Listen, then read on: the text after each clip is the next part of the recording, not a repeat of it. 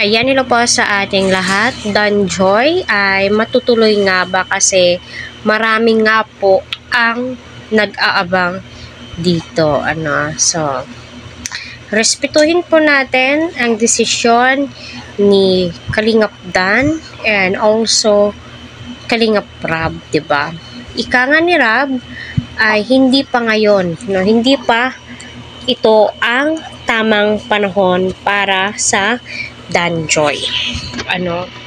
So para sa akin, yes, kasi mainit pa eh.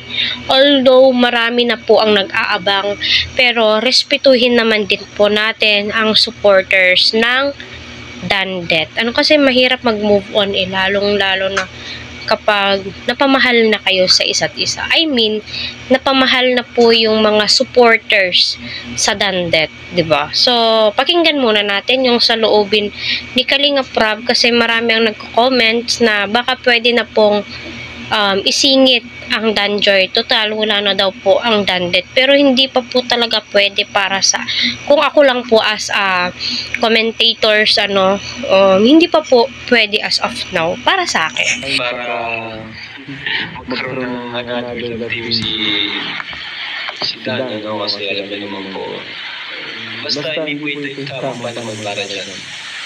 Ayaw na po natin na makapag-focus si Dan sa kanyang beneficiaries. At pangit naman po ng ganun, diba? Aalis niya lang sa dating and then papasok agad. So, huwag muna po natin yan dito ang Danjoy. Although alam po maraming nag-aabang yan, pero di po ito yung tamang panahon para dyan. Thank you po, Ilocano Cast.